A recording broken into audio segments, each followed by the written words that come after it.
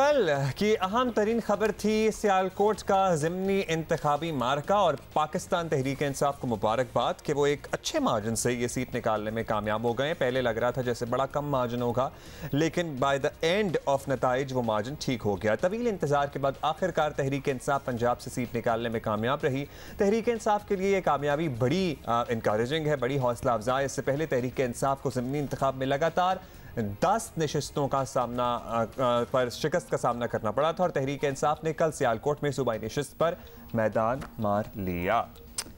अच्छा जी, आपको साथ साथ ये भी बताएं कि PP38 की ये नशिस्त मुस्लिम लीग नून के चौधरी खुश अख्तर सुबहानी के इंतकाल के बायस खाली हुई थी। होने वाली नशिस्त पर मुकाबला हुआ था और बारिश के बावजूद शहरियों की बड़ी तादाद जो थी वो वोट डालने आई। टर्न आउट क्या रहा जी?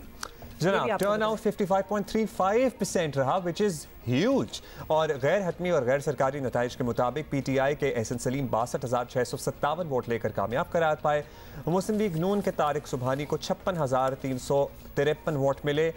ऑलमोस्ट 4,000 वोटों की लीड है या 5। खैर, मुस्लिम लीग नून का मौक़िफ़ है कि इलेक्शन को हुकूमत ने पूरी तरह मैनेज किया। नून लीग का इल्ज़ाम अपनी जगह, लेकिन मुख्तसर मार्जिन सही तहरीक इंसाफ का नून लीग के गढ़ समझे जाने वाले इलाके से सेंट्रल पंजाब से सीट निकालना बहरहाल PTI के लिए बड़ी तकवीत का बायस है और बहुत कम मार्जिन में अच्छा, इसी पे अभी हम मजीद बात करेंगे। मावन खुसूसी इत्तलात पंजाब डॉक्टर फिरदौस आशिक अवान हमारे साथ हैं।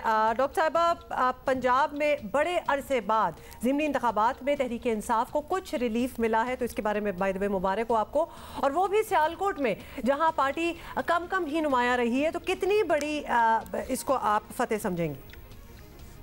बिस्मिल्लाहिर्रहमानिर्रहीम। जैसा कि आप जानते हैं कि पंजाब जो है, ख़ुसूसन सेंट्रल पंजाब के अंदर PMLN ने 2018 के इलेक्शन में भरपूर जो है वो फतह अपने नाम की थी और यहाँ पे इन्होंने जितनी सीटों पे कामयाबी हासिल की, उनकी जब आप अक्सरियत को देखते हैं तो वो सारी की सारी सीटें जो हैं वो ब्रीफकेस, नोट और धौंस, धांधली, गुंडागर्दी और एक मुसलसल लोगों को दबाव में ला के और मनपसंद नताइज हासिल करने के लिए ये इनका ओवरऑल इस पूरे सेंट्रल पंजाब में रवैया और कारस्तानियाँ रही।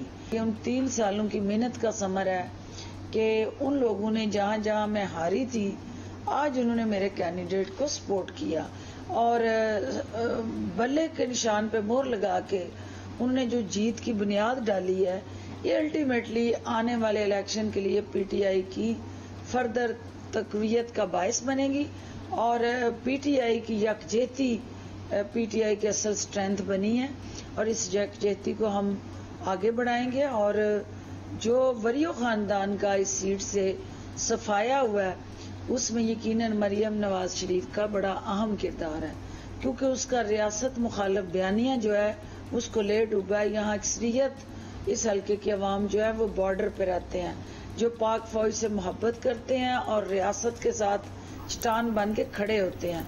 अच्छा डॉक्टर साहब, जितनी लीड से आप लोग ये सीट जीते हैं, आप लोग मुतमईन हैं? आप लोग इसे वाकई भरपूर जश्न मनाने वाली फतह करार दे रहे हैं? बहरहाल फतह तो फतह होती है और आज़ाद कश्मीर की पंजाब वाली नशिस्तें आपने सर्टनली जीती, वहाँ से क्लीन स्वीप किया। उसके बाद तवक्को थी कि प्रॉब्ली बहुत बड़ा मार्जिन होगा आप लोग की यहाँ से जीत में।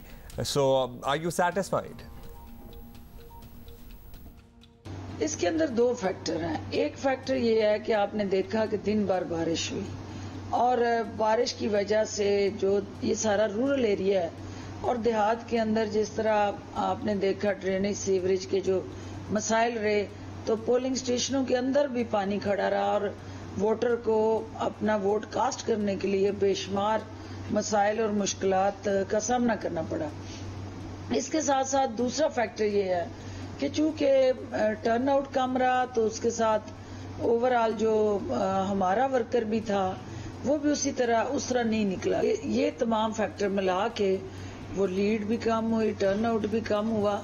लेकिन अगर आप देखेंगे तो हमारा वोट बैंक जो था वो बड़ा और इनकी शिकस्त का जो सबसे अहम फैक्टर ये सामने आया कि पाकिस्तान तहरीक इंसाफ का वर्कर जो है वो ज्यादा मोटिवेटेड था और इस आज़ाद कश्मीर इलेक्शन के रिजल्ट की वजह से नून लीग का वोटर डिमोरलाइज था और आने वाले बल्दियाती इलेक्शन में इंशाल्लाह ये जीत जो है वो पीटीआई को ना सिर्फ सियालकोट में तकवीयत देगी, बल्कि सियालकोट जो है वो पीटीआई का सियासी बहुत अहम जो है मोर्चा बनने जा रहा है। सो वर्कर तो सर्टनली चार्ज था जिसका एडवांटेज मिला है पीटीआई को। बिल्कुल डॉक्टर साहब, अब ये सब तो ऑब्वियसली ज़िमनी इंतखाबात हैं, ख़ास फ़र्क पड़ता नहीं हुकूमत के नंबर्स पर, मोरल पे बहुत पड़ता है। लेकिन पंजाब में जिन नंबर्स का फ़र्क पड़ सकता है वो जहांगीर तरीन ग्रुप के लोग हैं, जिनमें से एक नज़ीर चौहान पर मुकदमा जो है वो बनाए जा रहे हैं। तो इस ग्रुप को नाराज़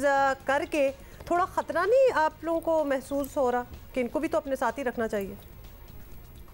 नज़ीर चौहान का जो केस है वो एक टेस्ट केस है, क्योंकि जिस तरह से पीटीआई खानदान के मेंबरान की तरह हर दुख सुख में साथ होती है, नज़ीर चौहान के केस की वजह से बहुत सारे पीटीआई के जो हमारे कारकुनान हैं, मेंबरान हैं, उनके तहफ़्फ़ुज़ात भी सामने आए हैं और बहुत सारे ने वो तहफ़्फ़ुज़ात मुझसे शेयर भी किए हैं।